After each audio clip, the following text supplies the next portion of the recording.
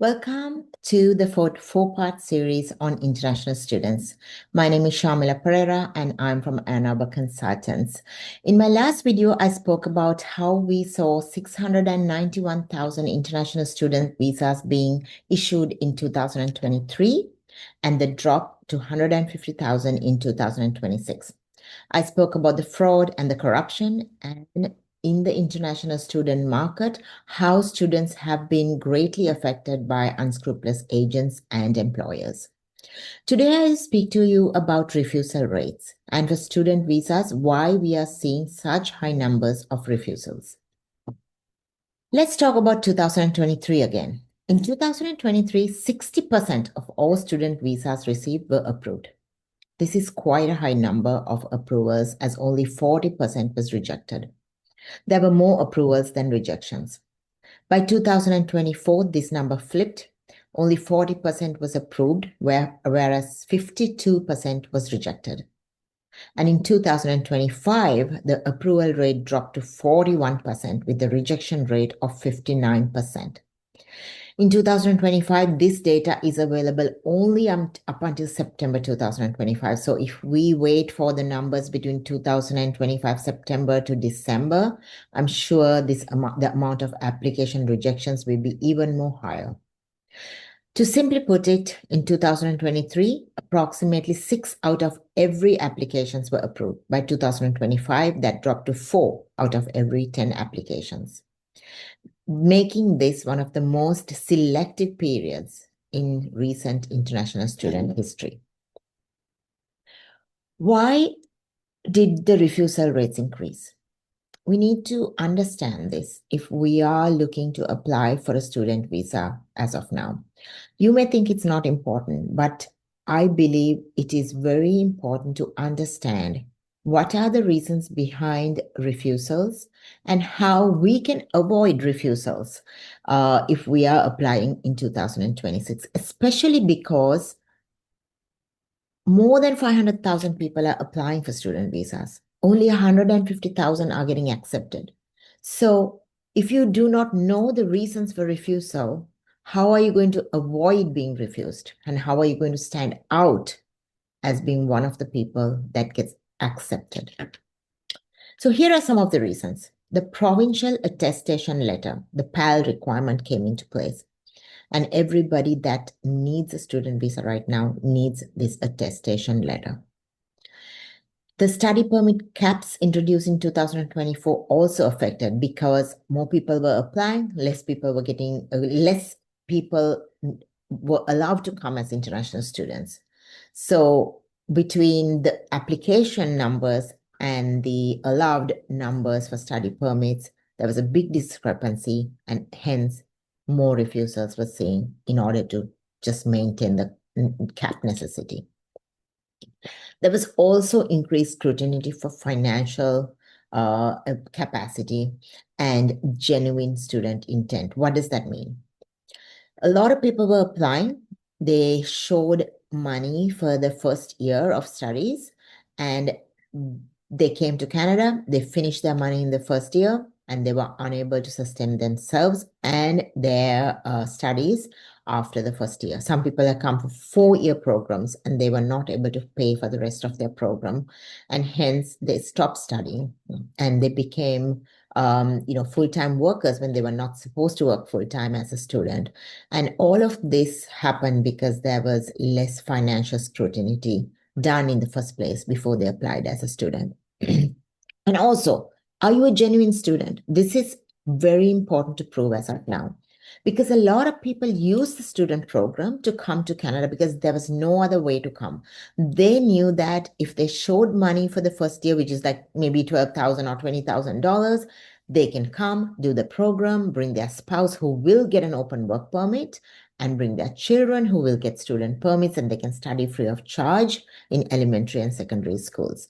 So for them, it was a way to get to Canada. Rather than being a genuine student, it was immigration driven and not student driven or education driven.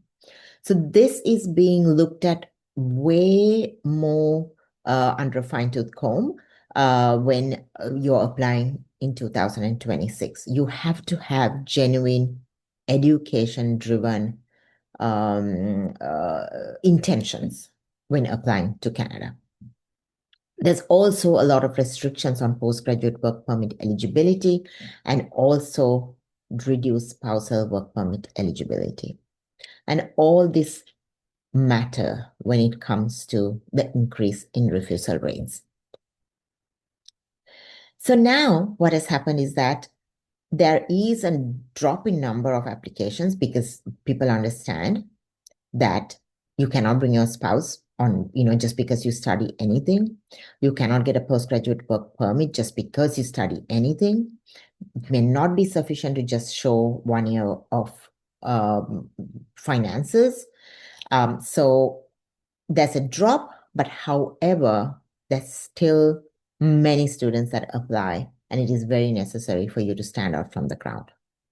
Up until this year, honestly, Ann Arbour and I did not take student visa or student placement applications because I thought that there were too many people in the market offering these services.